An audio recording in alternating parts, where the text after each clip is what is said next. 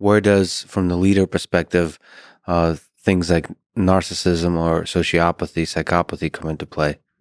What can you make of the world we live in, maybe the leaders that run the world, from the perspective, from the lens of narcissism?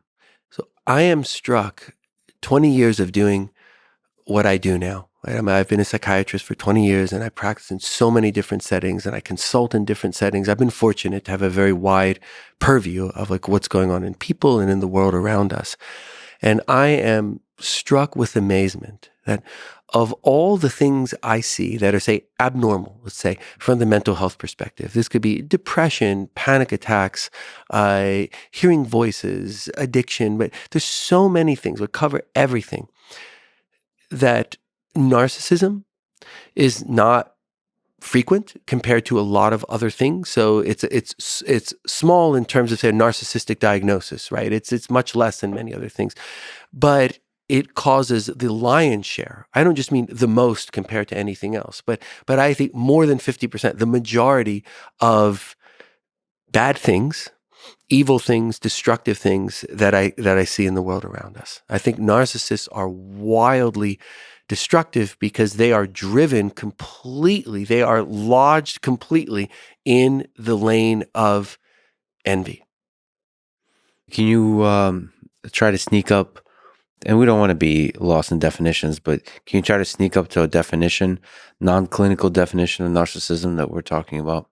Yeah. So narcissism is a deep, pervasive, and unquestioned sense of inadequacy in the self that comes along with anger and fear and vulnerability, fear of destruction, fear of annihilation, that is compensated for by aggression, by the mechanics of envy, by trying to make the self seem better at the expense of others, by taking from others, by being completely cavalier to the thoughts and feelings of others. That narcissism is not arrogance. Narcissism is the opposite of arrogance. There is such a deep sense of inadequacy and incompetence in the self that the defensive structure around that becomes dominated by like rocket-fueled envy. So the machinery of narcissism is envy, but what do you make of the kind of more popularly discussed kind of symptom of narcissism, which is a seeming not caring about other people, sort of a very inward-facing focus in terms of the calculation you make when making decisions about the world? Well, narcissistic people definitely care about other people, right? It's the people who are schizoid, right? And say that don't necessarily register other people, right? But narcissism, people care about other people, but it's entirely vis-a-vis the self, right? Mm-hmm. If I'm schizoid, I don't really notice or care much who you are, right? But if I'm narcissistic, I absolutely care because I'm watching every last detail of you. What might you have that's better than me? Yeah. Right? It's an incredibly intense focus upon individuals and demographics of people, but the priority, the goal is entirely about the self, which is why it then can become easy to say, oh, I don't care if 1 million people die, right? That's how different is that from going out and destroying one person or 1 million people, right? It's in the same category of those people only, their existence is only meaningful in how it relates to me. But it's still meaningful. It just seems like a very difficult leap to take, that I don't care that 1 million people die. That seems to be, even with envy, that seems to be a big like feeling and thought to have, if you at all care about them. Are other people, I guess, tools for alleviation of your sense of inadequacy? Right. I mean, I don't mean care about in that like being caring at all. I mean, caring about in that noticing that the person exists. Right. I mean, someone who wants money and notices that there's $100 bill out cares about that. Right? They don't care about the $100 bill, and that doesn't mean anything to them. It doesn't have thoughts and feelings, but it's going to attract attention. They care about it because it's something that they want. Mhm. right? The same way people will care about others, but only from the perspective of, do you have things that I want? Or can I feel better about myself by taking something from you, by making things worse for you? People often talk about narcissism as like the opposite of empathy, Uh-huh. but sort of empathy, again, depends how you define it, but is a is a careful consideration of the mental space of another person, of how the other person sees the world. Right. And so you're kind of saying that narcissistic people would be also be very good at that in order Right. to understand how maybe the other person can be manipulated or something to alleviate your sense of inadequacy. Right. So there's a difference between the mechanics of empathy. So let's say, again, we can define things different ways. So let's say empathic attunement is the ability to be attuned and to think, okay, what's going on in you? What might you be thinking? What might you be feeling? There's some people have a lot of empathic attunement, but that's we could look at that as mechanistic, right? It doesn't equate to care, right? An empathic attunement can come along with empathy or not. Right. So yes, people who are narcissistic, they can mentalize well. So you mentalize meaning the ability to understand or to consider thoughts, feelings, motivations in other people. Right. So people who are narcissistic can have empathic attunement or mentalization, depending upon how we want to describe those things. But that has nothing to do with care, with actual empathy or kindness or consideration. So in that sense, empathy, usually popularly used, means that you care, like your happiness is aligned. There's this I need to read this book. I've read so little science fiction. That's been one of my goals for this year, to catch up on some science fiction. So Robert Hyland from Stranger in a Strange Land has this quote about love, which is, love is that condition where another person's happiness is essential to your own. Yes. So that's a good definition, I guess, of empathy, where Yes. you're very sensitive, so mechanistically very sensitive to the state of another person's mind, and your goal is to maximize their happiness. It's like essential to your own happiness. So the happinesses are aligned, and when that's like elevated to its highest forms, you can call that love, romantic Yes. love, friendship, and so on. Yes. Okay. Because one more thing about the narcissist Yes. is some people can be sort of benign narcissists where they want great things for themselves, right? But if they have enough great things, they can sort of tolerate others being happy too. Right? And these are people who sometimes are actually quite highly liked, right? Yeah. Because they have to have the most money, the most power, the most of anything more than anyone else could challenge. Yeah. But as long as I have that, it's okay that you have some too, right? And then that can make you happy and can make you like me, right? So benign narcissists can be well liked from that perspective, but it's still all about them, and that can change if, for example, there's a scarcity of resources now, right? Yeah. But they're not people who are being overtly destructive, although that they're over the border into the envy territory, right? Mm-hmm. Malignant narcissists are very different, where they then want to have everything. So even if I have 1,000 times more than you do, I still envy you what you have, because I want to have. I don't think I can feel good enough about myself unless I have everything. Mm-hmm. And once I have everything, I won't feel good enough about myself either, and then I'll have to have more, right? It's like that's malignant narcissism, which we think of as sociopathy, right? Again, we can define these words in different ways, but they're very, very negative concepts. That's profound sociopathy, malignant narcissism, envy writ large. So sociopathy is malignant narcissism. That's a convenient way to think about it. No, because we can do sort of sociopathic things but not be sociopathic. Like, well, you Right. tell a white lie. It's like sort of sociopathy on steroids, right? Is then, envy writ large is malignant narcissism. Well, just like you're saying, like there's empathic attunement, as you said. So there's the mechanistic aspect of empathy and sociopathy, and then there's the big label you get attached if you're just doing that thing regularly, I guess. Living your life through that lens, Yeah. right? Yeah. And is there a nice spectrum that's like narcissism, sociopathy, and psychopathy? Is it all the same kind of nice stroll through the woods to off the cliff? Or Not really, because the words don't have clear definitions like psychopathy and sociopathy. There's no real definition of psychopath or psychopathy. Or does that mean someone's sociopathic but psychotic? Like, there's really not we end up using those words colloquially, Mhm. right? Which is why concepts that we can define, like envy, empathic attunement, narcissism. Even though there might be nuances in definitions, like we can define them in ways that are widely accepted, including within psychology and psychiatry.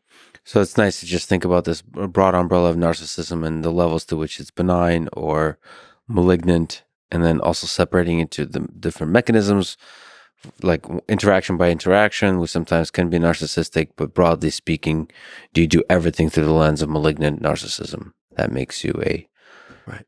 a sociopath or a malignant narcissist. Yes, and the thing I would add to that is the thought about culture, right? It's like, how does the cultures we're in, whether it's the culture of a household, right, the culture of a community, the culture of a nation, or the world, right? How does that impact what unfolds in that person, and then how does what unfolds in that person impact that culture? Well, that's the question is what unfolds in that person. Yeah, how does culture affect it, but how does your own psychological development unfold that? Because narcissism in leaders is the most impactful thing, right? Who are the most impactful individuals? Well, what is the most impact of individual psychology we have? It's usually leaders of countries or leaders of major organizations and so on. And one of the things you mentioned with benign narcissism, that seems to be aligned with success, right? If you care about your own success, that's going to be, you're more likely to have narcissistic tendencies, I suppose. Um, and so my question is, when you follow that thread of narcissism to become the leader of a country, now you have a lot of new, interesting psychological complexities to deal with, like power. That old cliche that power corrupts. Is it possible for power to corrupt the human mind to where it pushes you farther and farther into malignant narcissism, into this destructive envy? What are your thoughts on power, like the effect of power in the human mind?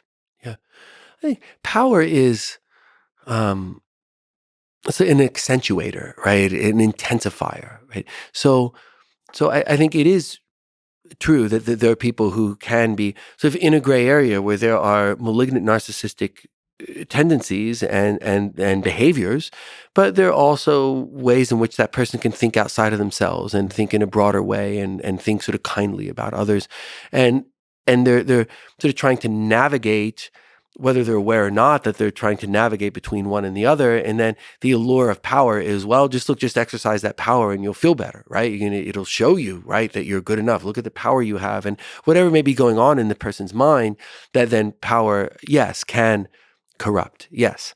And I think that's why we have to have checks and balances, right? Because we don't, we are all inscrutable to ourselves, let alone to others. So we must have checks and balances, and we should always have them on ourselves as well as on others. We should want that for the health of ourselves and the world around us. So I think all of that is true, but there are also people who don't necessarily become corrupted by power, right? That there can be an understanding and a grounding that they're a steward of power, right? A shepherd. I mean, the ways people describe utilizing power and utilizing it in a benign way that then fosters the healthy aspects of self, right? So like gratitude and humility, right? If we could add a healthy dose of gratitude and humility to everyone or to our society, there would be a sea change, right? But how do you feel gratitude? How do you feel humility?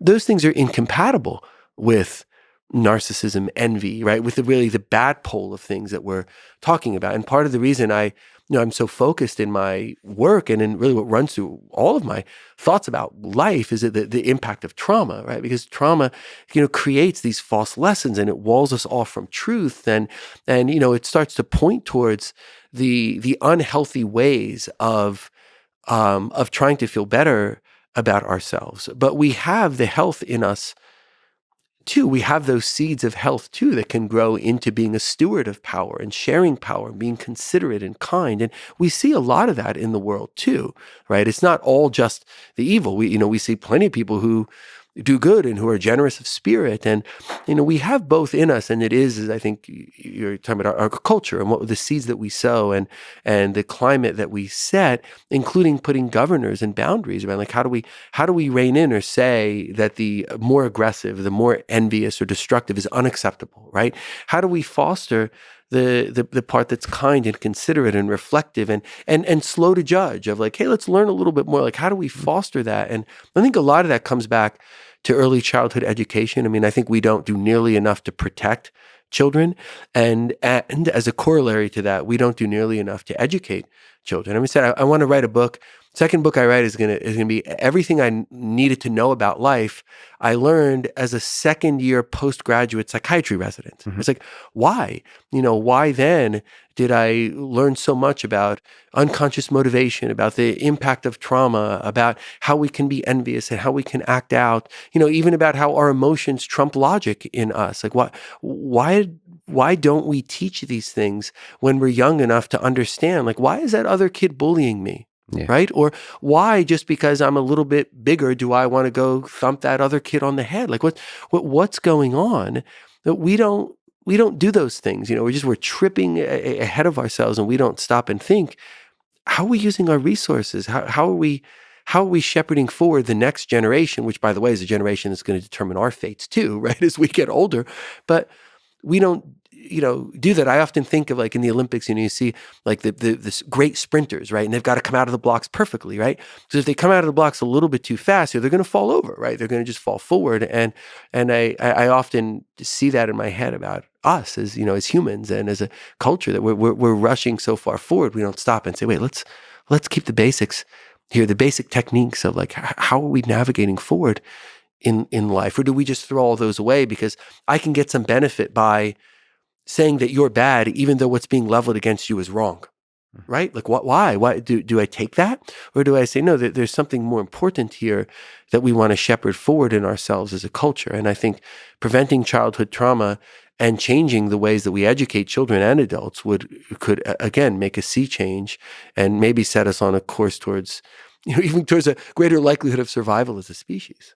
Yeah. So talking to like people in elementary school about human nature and teaching them how people can be resentful and envious, and how to deal with your emotions, how to so these basic interaction things about human relationships, about friendships, about betrayal, about love, about all those things.